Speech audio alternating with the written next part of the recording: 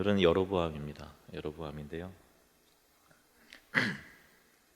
솔로몬에 대해서 좀 설명을 또 드려야 돼요. 여로보암의 인물이 솔로몬의 범죄 때문에 세워진 인물이라, 그 솔로몬 통치 말년에 솔로몬이 그 지혜로웠던 왕이 하나님을 떠났잖아요. 성경의 그 많은 슬픈 이야기 중에서 가장 슬픈 이야기가 아닌가 싶어요. 그죠?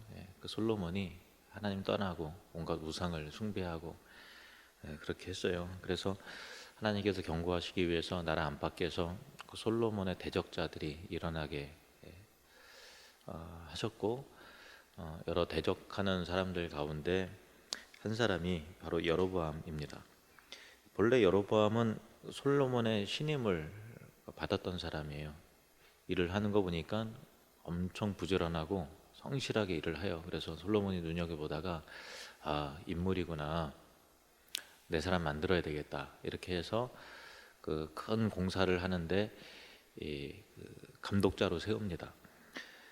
열왕기상 11장 28절 말씀을 보시면, 이 사람 여로보암은 큰 용사라. 솔로몬이 이 청년의 부지런함을 보고 세워 요셉 족속의 일을 감독하게 하였더니, 그러니까 마음에 들었던 거죠. 그러니까 그 청년을 요셉 족속의 감독자로 세웠다라고 하면 대단한 권한을 준 거죠. 그만큼 또 여로보암이 그 나중에 이제 악한 왕이 됐는데 인물은 인물이었어요. 딱 봐도 야, 대단한 사람이다라고 하는 그런 사람이었습니다.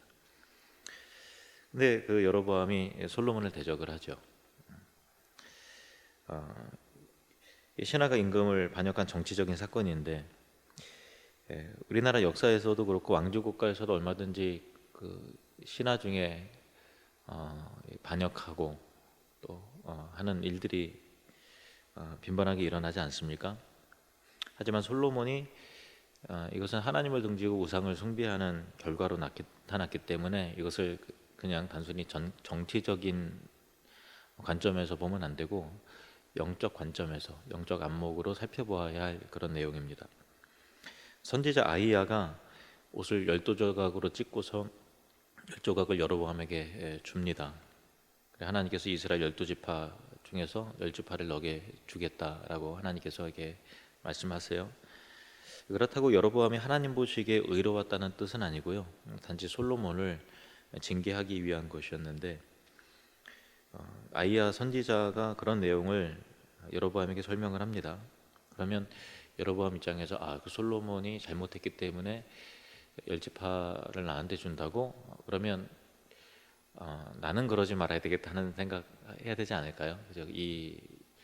하나님은 참 그렇게 지혜로운 왕이고 대단한 왕임에도 불구하고 우상을 섬기니까 그 나라를 쪼개서 쪼개시는 하나님, 두려운 하나님, 어미하신 하나님, 그 하나님을 마음 가운데 받아들이고 큰 교훈을 얻었어야 됐는데, 사실 여로보암은 아무런 교훈도 얻지 못했습니다. 여로보암의 반역은 어쨌든 솔로몬의 입장에서는 정치적으로 용납할 수 없는 일이었기 때문에 당연히 솔로몬은 여로보암을 없애려고 했고요. 그래서 여로보암은 애굽으로 도망을 갔습니다. 그리고 솔로몬이 죽을 때까지 있다가 죽고 나서 여로보암이 돌아옵니다.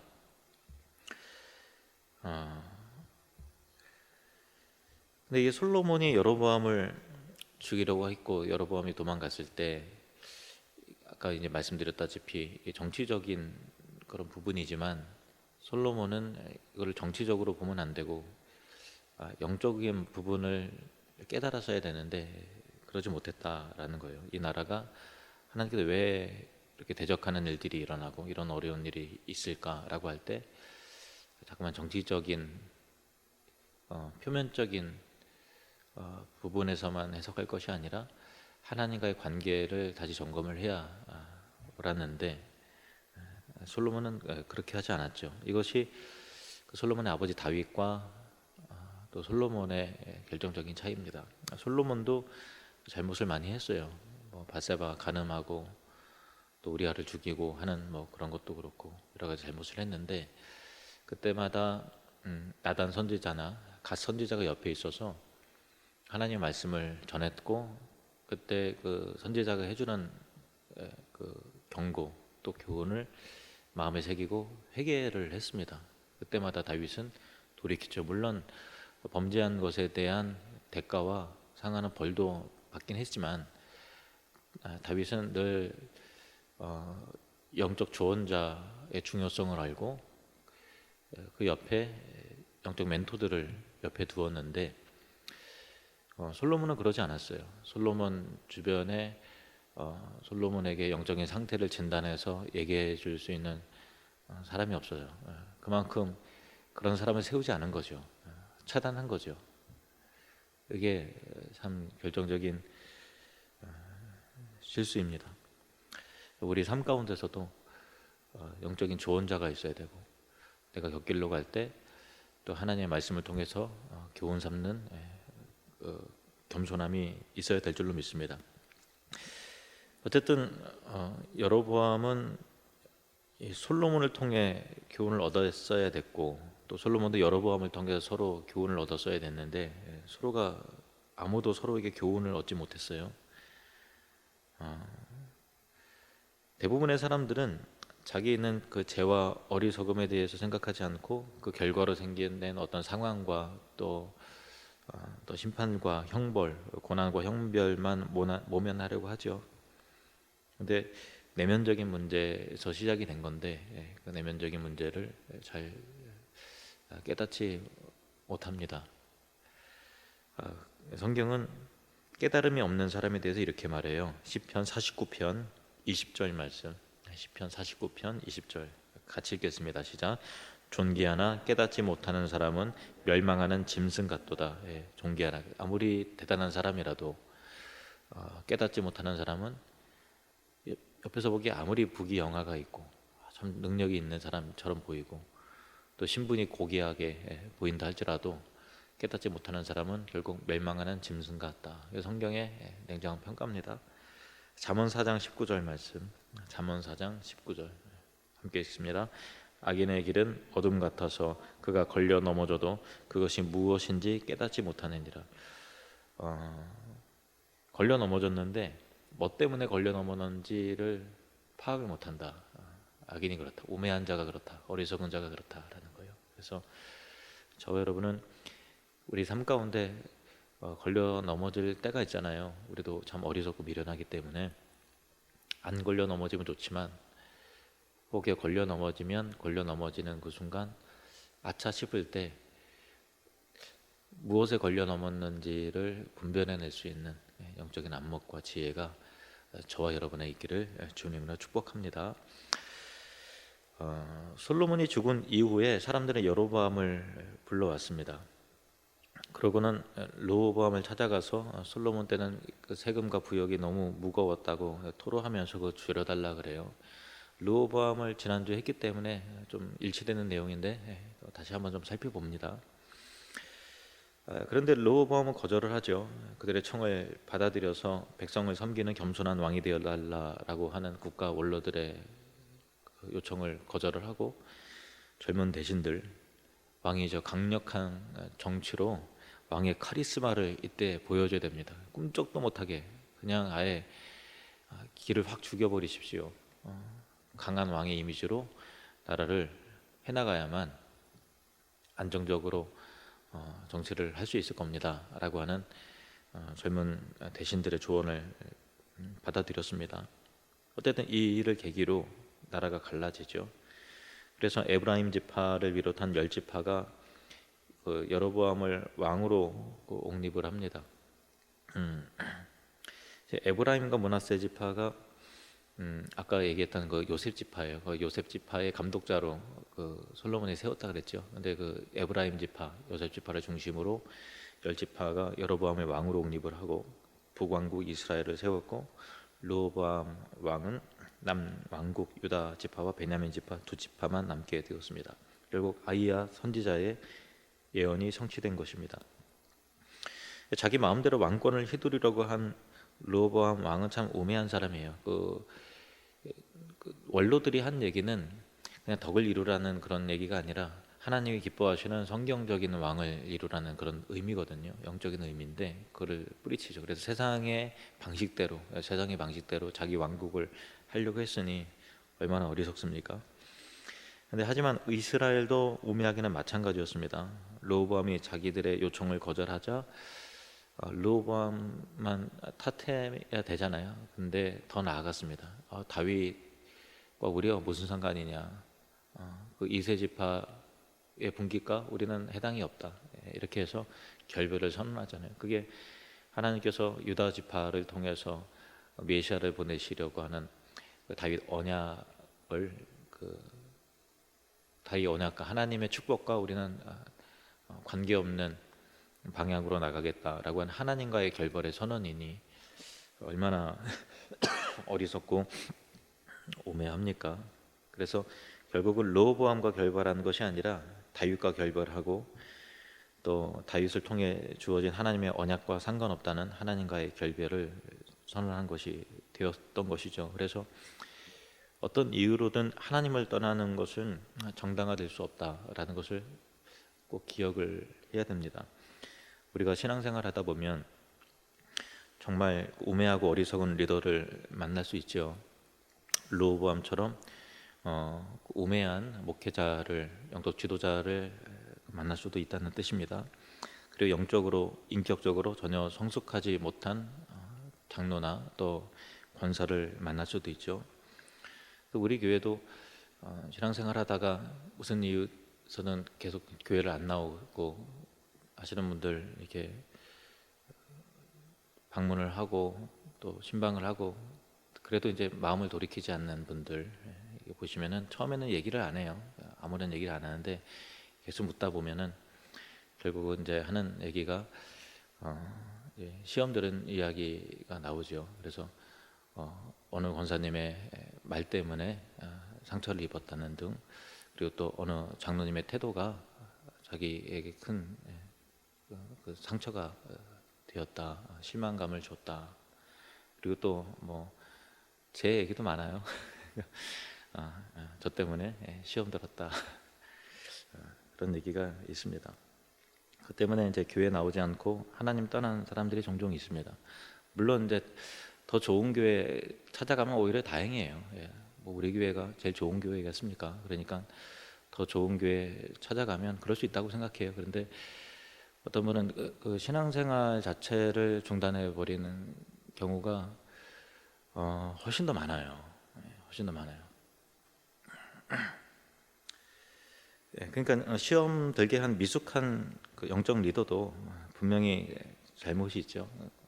분명히 잘못한 것입니다만은 그것보다도 더 안타깝고 어리석은 것은 교회가 교회답지 못하다, 목사가 목사답지 못하다 하고 하나님을 떠난 사람이에요. 신앙을 떠난 사람이에요.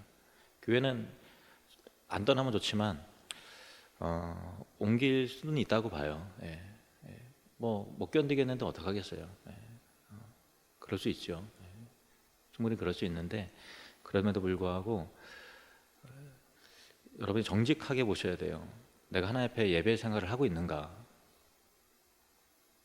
내가 하나님 앞에 잘하고 있는데 시험 들은 건가? 아니면 영적으로 내가 참 저항력이 없어서 하나님 앞에서의 관계가 올바르지 못하기 때문에 내 안에 내성이 없어서 스스로 영적인으로 무너졌고 약해졌기 때문에 시험 들은 거 아닌가? 외부에서 자꾸만 탓을 돌리는 것이 아니라 내가 하나님 앞에서 어떤 모습인가라는 것을 살펴봐야 돼요. 영적으로 건강하면 시험에 잘 안 듭니다. 영적으로 건강하면 어려울 때 있죠. 어려울 때 있지만 주의 은혜로 이겨낼 수 있어요. 그리고 이겨내셔야 됩니다. 신앙생활이 우리 다 죄인들끼리 있는데 또 교회도 이 세상에 온전한 교회가 어디 있어요? 우리가 다 우매하고 어리석고 그렇잖아요. 근데 우리가 신앙생활할 때 어려운 순간이 있을 수 있다. 그럼에도 불구하고 하나님 떠나서는 안 된다. 예배 자리 지켜내야 된다. 예배 자리 어떻게든 끝까지 지켜내야 된다. 라고 하는 것을 꼭 기억을 해야 되는 것입니다. 어떤 이유로든 하나님과의 관계를 깨뜨리는 것은 하나님 앞에서 절대로 정당화될 수 없다라는 거예요. 설령 교회가 교회답지 않고 목사가 목사답지 않더라도 신앙인은 신앙인다워야 된다라는 것입니다. 뭐 그런 게 어딨냐? 그럴 수 있잖아요. 어, 이게 말이 되는 게요. 왜냐하면 하나님이 하나님다우시기 때문에 우리 신자는 신자다워야 돼요. 그래서 내 신앙은 하나님 앞에서 내가 평가받는 것이지 다른 사람 핑계에 대해서는 안 되는 것입니다. 다른 사람 핑계대지 말고 내 신앙은 내가 지켜야 되는 거예요. 내 믿음 내가 지켜야 해요. 어떤 어려운 순간이 있어도, 흔들리는 순간이 있어도.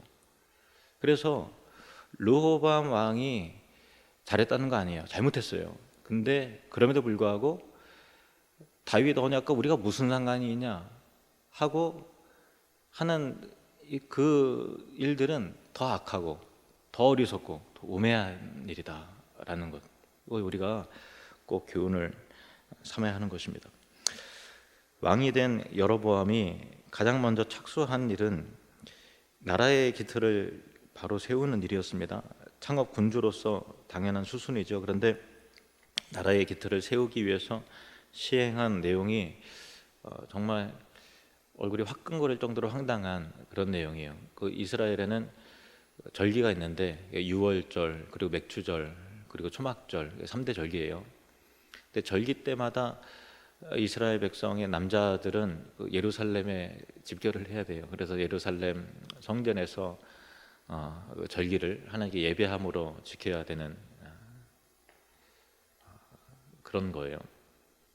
이게 여로보암한테는 굉장히 큰 고민거리죠. 나라는 이제 분리가 됐는데 절기 때마다 이 백성들이 예루살렘에 간다면 그 예루살렘에 르호보암이 있는데 그러면 그들의 마음이 또 이렇게 변해서 나 때려 죽이고 르호보암에게 가면 어떡하지 하는 그런 고민거리가 되는 거죠. 그래서 여로보암이 생각하는 것은 단과 베델의 금송아지 우상을 만들고 그것을 이제 섬기게 하는 겁니다. 이 장면 열왕기상 12장 27절에서 33절 말씀입니다. 열왕기상 12장 27절에서 33절. 만일 이 백성이 예루살렘에 있는 여호와의 성전에 제사를 드리고자 하여 올라가면 이 백성의 마음이 유다 왕 된 그들의 주 르호보암에게로 돌아가서 나를 죽이고 유다의 왕 르호보암에게로 돌아가려다 하고 이에 계획하고 두 금송아지를 만들고 무리에게 말하기를 너희가 다시는 예루살렘에 올라갈 것이 없도다. 이스라엘아, 이는 너희를 애굽 땅에서 인도하여 올린 너희의 신들이라 하고 하나는 베델에 두고 하나는 단에 둔지라. 이 일이 죄가 되었으니 이는 백성들이 단까지 가서 그 하나에게 경배함이더라. 그가 또 산당들을 짓고 레위 자손 아닌 보통 백성으로 제사장을 삼고 그 레위 자손 아닌 보통 백성을 원하는 사람 너 제사장 해 이렇게 제사장 삼았다는 거예요. 여덟째 달 곧 그 달 15째 날로 절기를 정하여 유다의 절기 비슷하게 하고, 이 비슷하게라는 것을 꼭 기억을 하십시오. 제단에 올라가되 베델에서 그와 같이 행하여 그가 만든 송아지에게 제사를 드렸으며 그가 지은 산당에 제사장을 베델에서 세웠더라. 그가 자기 마음대로 정한 달 곧 여덟째 달 15째 날로 이스라엘 자손을 위하여 절기로 정하고 베델에 쌓은 제단에 올라가서 분향하였더라. 정치적으로 충분히 생각할 수 있는 거잖아요. 여로보암 입장에서는 절기 때문에 예루살렘 가면 그들이 변심해서 나 진짜 죽이고 다 이렇게 르호보암에게로 돌아가면 어떡하지? 라고 한다면 여러분은 어떻게 하시겠어요? 여로보암 입장에서는 어떻게 하시겠어요? 그런 생각 충분히 할 수 있잖아요. 그죠? 예. 근데 저와 여러분이 그렇게 해서 죽게 되면 차라리 죽게 되기를 바랍니다. 하나님을 마음을 내 자리를 지키고 내 왕국을 세우려고 하나님을 등지게 한다라는 것은 있을 수 없는 거예요. 정치적으로는 그런 생각할 수 있지만 우리는 하나님의 백성이잖아요. 우리가 하나님을 왕으로 모시는 사람이란 내가 왕이 아니란 말이에요. 그러면 우리가 그 자리가 아깝고 그 자리에 정치적인 이유로 그런 계산이 들죠. 바보가 아닌 이상 그런 생각 들겠죠. 그러나 그 일 때문에 백성들이 나를 돌로 치고 정말 그렇게 한다면 차라리 죽는 길을 선택을 하는 저와 여러분이 되길 원합니다. 왜냐하면 우리가 하나님의 백성이니까. 하나님을 대적하지 않으시는 저와 여러분이 되기를 바랍니다. 어쨌든 여로보암은 이 솔로몬을 통해서 우상 숭배다가 어떻게 그 결과가 어떻게 됐는지 하나님께 교훈하시고 세웠으면, 야, 노심초사 난 솔로몬 왕처럼 그러지 말아야 되겠다, 하나님만을 섬겨야지, 하나님 정말 두려우신 분이다, 이걸 교훈을 했어야 되는데 전혀 교훈을 삼지 않고 금송아지를 만들고 더 오히려 더 그렇게 해서 굉장히 악한 왕의 길로 간 거죠. 그리고 금송아지를 섬기기 위한 조직도 만들고, 제사장이나 레위인을 딱 봤을 때 송아지를 어떻게 하나님 섬겨, 그러니까 정신이 똑바로 박혀 있었던 제사장하고 레위인들은 우리는 남쪽으로 간다, 이래서 유다 지파로 이제 많이 들어갔어요. 그러니까 이 제단도 만들고 금송아지 만났는데 제대로 된 제사장들은 다 떠나고 없으니까 뭐 어떻게 하나, 동네 뭐 깡패나 뭐 원하는 사람 내가 요즘 말로 목사시켜주마, 그렇게 해서 나라에서 사례비도 줄게, 그렇게 해서 동네 막 이상한 사람들 막 제사장 내가 되겠다 그러면은 그래 너 제사장 해, 이렇게 해서 제사장들을 만들었다는 거예요. 그리고 절기도 유다 지파 그것과 비슷하게 했다는 거예요. 비슷하게. 완전히 다르게 하면 누가 속아요? 그러니까 비슷하게 하는 거예요. 이게 사입이고 이단인 거죠. 여로보암은 그들의 종교를, 나라 전체를 사입이 이단으로 만들었다는 거예요. 오늘날도 기독교를, 교회를 흉내내는 사이비들이 되게 많아요. 이만희를 믿는 신천지도 그렇고, 장길자 어머니 하나님이라고 이게 믿는 하나님의 교회가 그렇습니다. 그들은 겉으로는 성경을 믿고 다 예수님 믿는다 그러고 하나님 믿는다 그래요. 다 예수님 믿는다 그래요. 예수님 우리 구원자 맞다고 다 그런 얘기 해요. 아니라 그러면 누가 믿어요? 그러니까 비슷하게 다 해요. 성경적이네, 누가 봐도 교리 딱 들어보면 성경적이네 하는 느낌이 들도록 그렇게 하죠. 그래 1단계 올라가고 2단계도 올라가고 3단계 올라가면 결국은 이 시대에 예수의 영이 임한 하나님의 영이 임한 이만희가 하나님이다 라고 노골적으로 얘기 안 하지만 결과적으로 유추해 보면 하나님과 방불한 그런 위치까지 되는 것이고, 장길자가 하나님인 것이고 그런 거죠.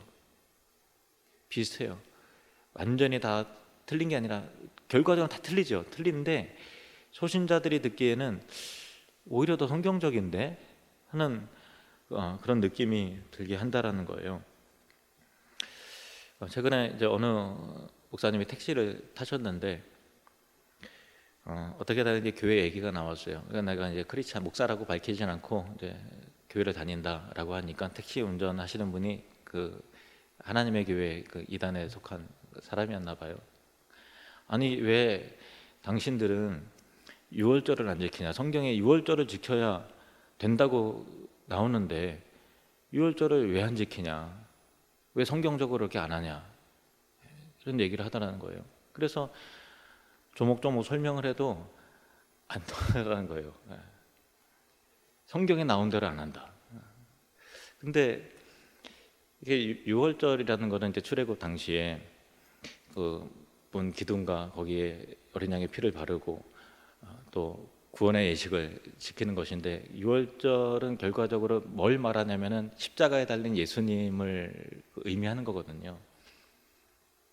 그러니까 이거는 그림자인 거고 실체가 온 거예요. 실체가 왔으면 다시 그림자로 들어가면 어떻게 하겠다는 거예요. 예를 들면 아파트를 짓는데 청약을 받아야 되잖아요. 그러면 짓고 있는 아파트를 그냥 말로 설명하기 어려우니까 모델하우스를 져서 광고를 하죠. 와서 이 아파트가 지면 이렇습니다. 내부 구조는 이렇고 또 이렇게 방은 몇 개고 또 조명은 이렇고 아주 이렇게 깔끔하게 보여져요. 그래서 야, 평소에 비해서 굉장히 구조가 잘 나왔네 이런 느낌이 들면 또 위치도 괜찮고 하면 계약을 하죠.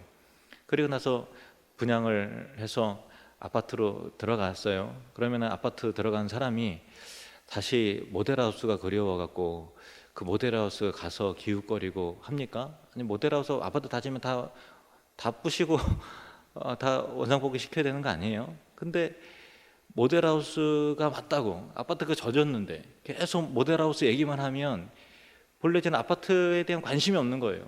구약 성경이 다 예수 그리스도를 향하고 절기와 율법과 그 모든 것이 안식일이 다 예수 그리스도 십자가로 다 향하고 있는데 십자가의 은혜를 알고 복음을 알고 하는 사람이 계속해서 율법의 절기를 말하고 안식일을 말하고 성경대로 안 한다라고 얘기하면 그게 과연 성경적이냐라고 할 때 몰라도 한참 모르는 거죠. 근데 이단이 다 그렇다는 거예요. 이단이 비슷하게 해요. 그래서 초신자를 볼 때 그래 진짜 왜 교회는 그 6월절을 안 지키지? 우리 목사님이 6월절 지키라는 얘기 왜 안 하지? 무식한 얘기예요. 6월절이 예수님인데 결국 6월절을 통해서 예수님 믿으라는 것이고 십자가를 믿으라는 것인데 계속해서 하니까 무지하니까 계속해서 이렇게 미혹을 당하고 하지 않습니까? 이단들이 하는 것이 다 그거예요. 비슷하게 해서 미혹해 하는 거예요. 여로보암이 했던 게 그거예요. 비슷하게 다 만들었어요. 완전 틀리게 한 것이 아니라 비슷하게 했어요. 그래서 종교적인 만족감을 주는 거예요. 그리고 하나님은 보이지 않는데 금송아지를 만들어 보니까 눈에 보이는 거예요. 더 와닿는 거예요. 더 신식이고 더 와닿고 더 화려하고 하나님은 안 보이는데 보인단 말이에요. 저쪽에는 안 보이는 하나님이 있는데 봤냐? 우리는 보이는 하나님이 믿는다. 얼마나 와닿냐?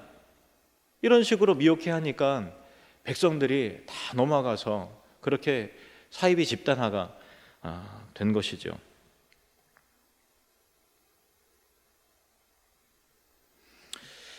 그래서 결국 여로보암은 악한 왕의 대명사가 되고 만 것입니다.